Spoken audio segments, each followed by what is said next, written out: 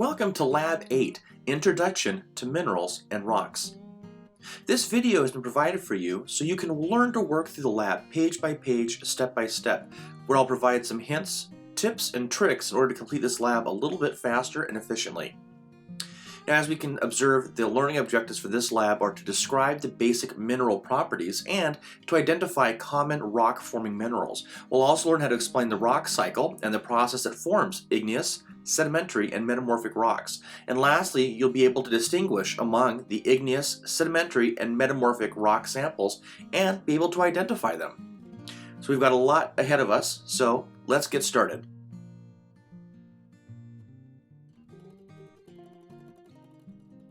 So let's begin with Part A, Introduction to Minerals. Before we begin, we have to understand that minerals have a very specific definition. Minerals are naturally occurring.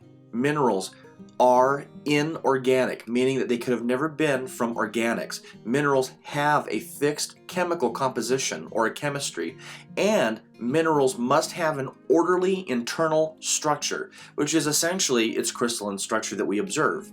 So again, these are must-haves. There are over 4,000 minerals that have been identified by mineralogists and geologists, and there's a QR code. Go ahead and check it out. I think it's really interesting because it kind of gives you an example of how many varieties they are, especially when it comes down to the fact that a majority of the Earth's crust, over 90%, it's about 98%, is made up of just two minerals, quartz and feldspars. So we have 4,000 minerals out there, and a majority of them that we observe in our landscapes are just two. So I think it's pretty impressive. Moving forward, we can learn that there are some different families of minerals. We can identify them as being silicate or non-silicate minerals. I provided a QR code here as well as a link within the lab for you to go ahead and scan that and check out a very short video on the difference between those types and how we can look at those values. Moving forward, we can look a little bit more into its chemistry. Again, this is not a geology course. We're looking specifically at the geography. And to be able to understand our landscapes, we have to have a very fundamental understanding as to what make up minerals. We are going to touch a little lightly on the chemistry, which we talk about here, but nothing too crazy. But moving forward, we can then observe that some of the basic mineral properties themselves are what we consider physical. Many things that we observe in the landscape, which is great. In science, we really, draw value on observations and interpretations, essentially. And so physical properties are observations that can allow us to interpret that specimen to identify what it is. So this first part is having you walk through looking at this sample, these fluorite crystals that I took a photo of, and it's asking you to just observe it. What are you observing? What are the first things you see? If you had to explain to someone on the phone or someone who can't see what this specimen is that you're looking at, how would you describe it? And so some of those elements there we can talk about: the color, the shape. Is it shiny? Is it dull? Is it waxy? Do you think it would break, as a shatter, or do you think it would break into a particular shape? And so those are, the idea of this is just for you to use those observations. You're not sitting there trying to Google what it is. What do you genuinely think it would do? And so that's what's exciting about this, because then we can move into why is this important? Because this is important, as we are learning to identify particular specimens. We'll learn that these physical properties that are available to us, there's almost like a hierarchy as to what is most effective versus least effective. So as an example, the first one that we look at is color. Color is the first thing you see. It's the most obvious, but it's probably the least helpful. I often compare, when we look at minerals and specimens in the field, I compare color to like people. Color is an observable trait, but it doesn't define anything.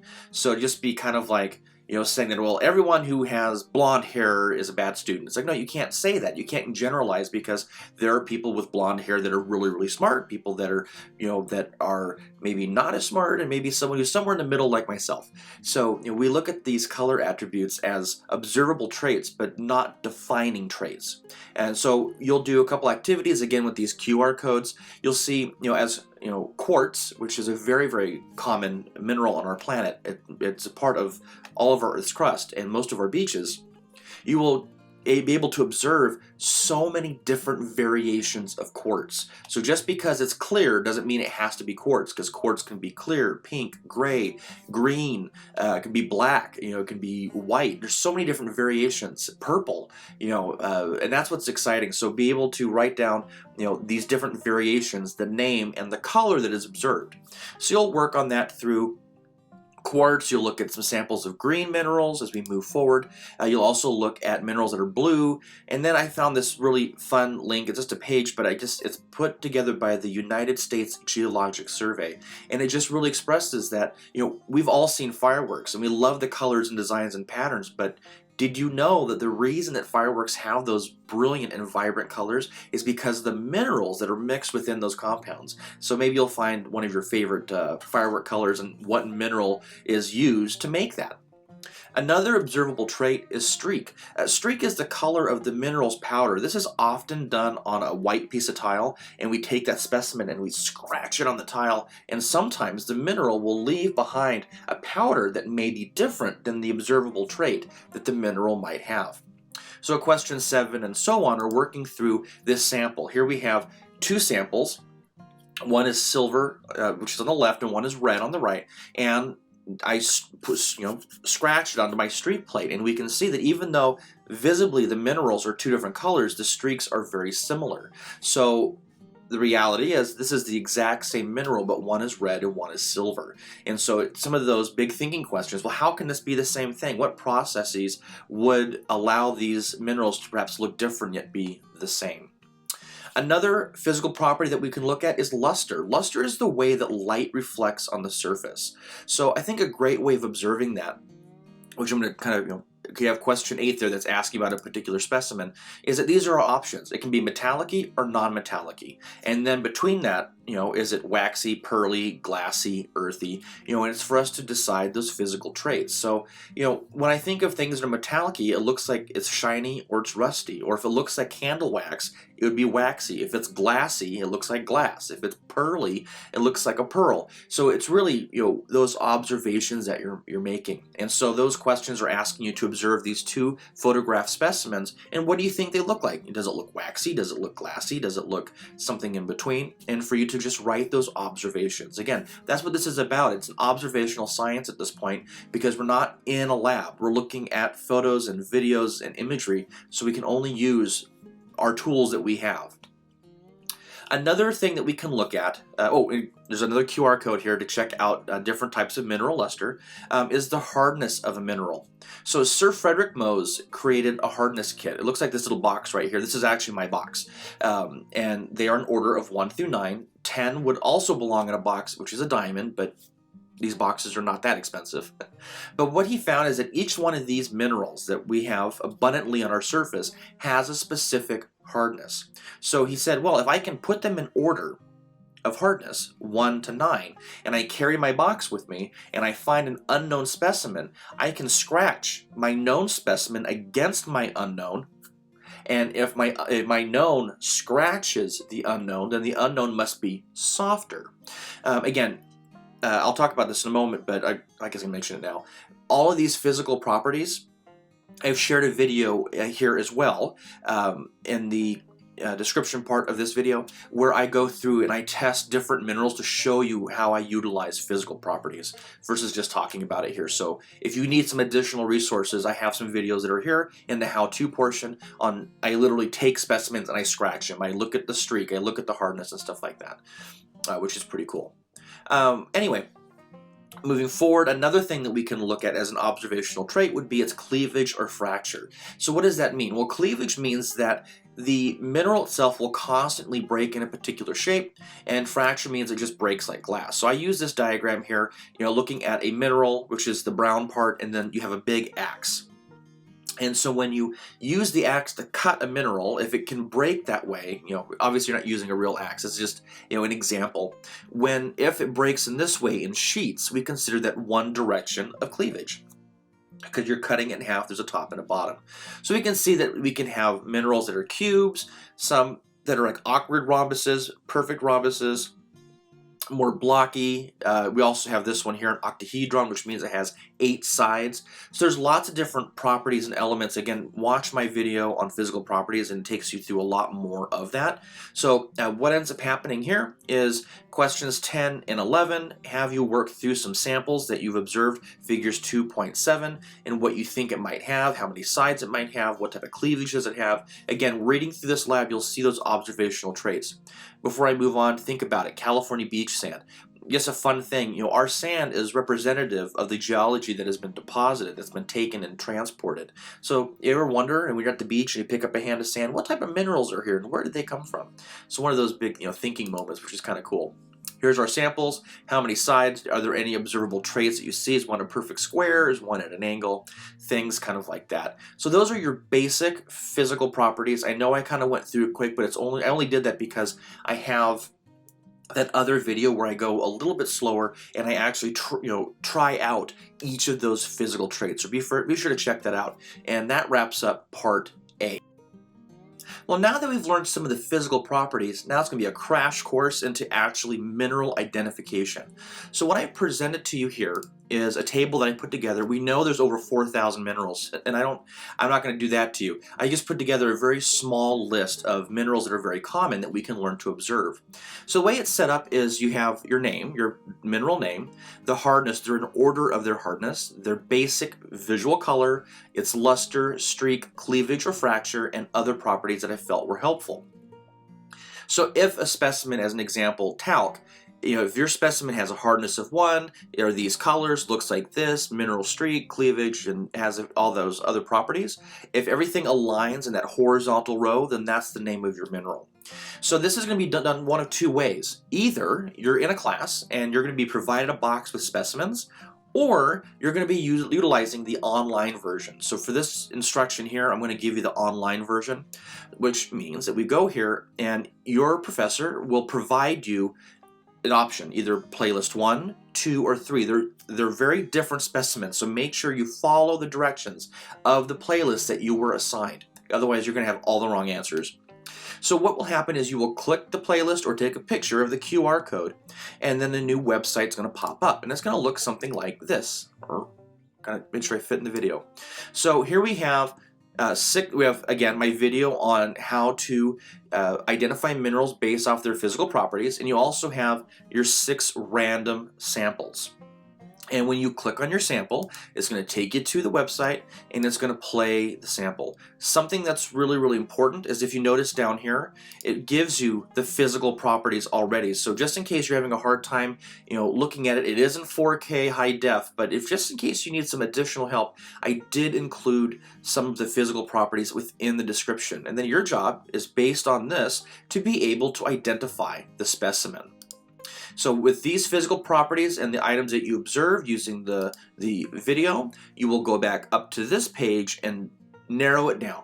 And really, it's quite simple if you think about it. You already have your skills to identify specimens, your physical properties. Then the video itself narrows down and provides some additional resources. So essentially what you're doing is you're just trying to line everything up to see which one best matches. Another thing that I find often helpful, especially in more of a digital online piece, is that if you're stuck between 2, just Google a photo of what it looks like. There are obviously thousands on thousands of millions of samples of specimens that are out there, and just because I'm showing you one doesn't mean that they all look that way. It's like going to the Museum of Natural History. They've got these beautiful, samples of calcite, but does all calcite look like that? And the answer is, well, no, there's different variations and designs, like you learned with quartz earlier on in this lab. So your job is to identify the 6 specimens. That being said, that wraps up part B. Now part C is a little more complicated because what we're going to do is 2 things. We're going to utilize the skills that we have on identifying minerals, and now we're going to apply that towards identifying rocks. Now remember, rocks are made of the building blocks of minerals, right? So when you have one or more element, you can make a mineral. And when you start mixing your minerals, you can create a rock. So the first part that we're going to learn about in this lab is we're going to identify the traditional basic, you've seen it before, the rock cycle. And knowing that we have 3 types of rock families. We have igneous, sedimentary, metamorphic. The way that I really think about it as igneous as things that deal with fire, sedimentary is involved with water, and metamorphic is heat and pressure. So that's really how I've always thought about it, and knowing that the rock cycle continues to change. What's interesting about that though is that there's different variations. So as an example, when looking at igneous rocks, there's two families. There's intrusive, meaning that they formed inside the Earth's crust and they cooled very, very slowly and will have very large crystals. There's also extrusive igneous, which means that it formed on the outside of the Earth's crust and cooled very quickly and has very small crystals. Again, with sedimentary rocks, I usually think of it because of weathering and erosion, transportation, deposition. All that material moves, settles down using a large body of water, settles down, compacts, lithifies, and turns into a new type of rock. And then any type of rock can then undergo heat and pressure and change, perhaps done by subduction or just by traditional weight and forces, and they can then change or manipulate. As an example, a fossiliferous limestone can turn into a marble because of that heat and pressure, which is pretty cool. So this diagram will help you work through that. As you work through igneous rocks, it gives you very clear definitions, kind of like what I gave you already, and learning how to classify them in the different types.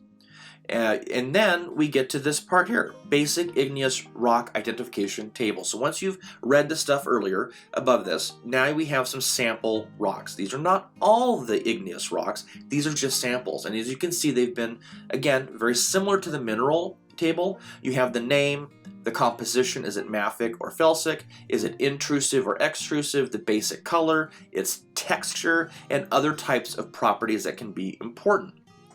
QR code helps you learn a little bit more in depth about different types of igneous rock, which is pretty cool. So again, some things to point out, intrusive, forming inside the Earth's crust, extrusive on the outside. We also see these new words, aphanitic and phaneritic. Those deal with crystal size. So we'll find there's patterns with the slower the cooling, the larger the crystals. That's igneous rocks. Moving on to sedimentary, kind of like I said before, they're made out of clasts that have been glued together. So we traditionally separate them as being clastic or sedimentary. Clastic just means mud that's glued together with material of different varying grain size. And then we have chemical sedimentary, which is a little more different. That's a great example of a chemical sedimentary would be when you have calcium deposits develop on your shower head, little white minerals that build up because they're in dissolved water. That's a great example of a chemical sedimentary rock. Here's an example of a sedimentary rock. This is a fossiliferous sandstone. And then moving forward, we get our great little table. Again, not all of them, just a sampling of different types of sedimentary rocks. So we can see some are clastic versus chemical, basic color, texture, and then some hints as to what makes them what they are. As an example, I think one of my favorite on here would be coquina. Coquina is a very, very prominent rock in Florida, and it looks like oatmeal, but when you get a little bit closer to it, it's literally thousands of seashells that have been crushed and glued together. It's pretty cool. Again, QR code link to check out more sedimentary rocks. We move into metamorphic rocks. Things are different. These can be minerals, igneous, sedimentary. They've undergone change. They've metamorphosed. And we can really classify them in two families, either being foliated or non-foliated. Foliated means that there are observable layering or banding from when it was squished. We can see that it has lines. Not that they were deposited that way, but because they were made that way. And then we can see things that are non-foliated that don't have any form of flaking or layering. No matter how hard you squish it, the ingredients will never separate. It just gets squished. And we have our list of basic metamorphic rocks that we can observe in the field. What's interesting is you'll see that what was it before? It was granite, now it's a gneiss. It was a shale, now it's a slate. And it's just kind of interesting where you can see how, I think it becomes helpful when you're identifying, I think this might be a slate, it might be a shale, and then to look at, based on some of these properties, can I really distinguish which one would be which? Again, great activity here. Part D, how to use these tables. I think that this is the most brilliant thing in the world. and it's called a dichotomous key. A dichotomous key is essentially a build your own adventure. And we've all done that. You know, reading a book and it says, oh, do you go through door 1 or door 2? If you want to go through door 1, flip to page 15 and you flip the page and go on that adventure. Same thing here, because I think it's really challenging to be able to distinguish if a rock is igneous, sedimentary, or metamorphic. And a dichotomous key walks you through it. As an example, step 1, can you see separate mineral crystals that are in the rock that look like they have grown together? Not that they were glued, but grown, they're interwoven. If the answer is yes, you move to step 2. If the answer is no, you go to step 7. And you continue to work through this. Now, it doesn't tell you the exact type of rock it is, but it gives you the family. My favorite step is always step 15. You have a really hard rock to identify. Study the rock carefully and let's try it again. It happens all the time because sometimes you'll follow the steps and then when you gives you your answer, you may not agree with it. Well, that's because maybe you misunderstood or you observed things differently than what might actually be there. You know, are those air bubbles or are they just spaces that were caused by gluing? And so once you kind of get in this pattern of how to use the dichotomous key, you'll find that you won't need it anymore once you become, more comfortable with narrowing down whether the rock might be igneous, sedimentary, or metamorphic. I mean, again, with minerals, it's really easy. You have your physical properties, so you just tear it apart based on its physical, appearance. Rocks, we can do some of that, but sometimes it's just easier to narrow it down first. What type of rock is it, and then to go from there. So then what will end up happening, again, depending on the course that you're in, they're going to say you're either going to be looking at playlist 1, playlist 2, or playlist 3. When you click on the playlist or take a photo of the QR code, you will then be transported to another YouTube playlist that has all 12 samples in order. And then again, you will identify the sample. Is it, sample 12.2 or is it sample 12.3 or whatever it might be? And then you will identify the name of the rock. So identify the sample and the name of the rock. So maybe it's, sample 12.1 and the rock sample is going to be schist. So whatever it might be, you go ahead and work through that, and that will wrap up that portion of the lab.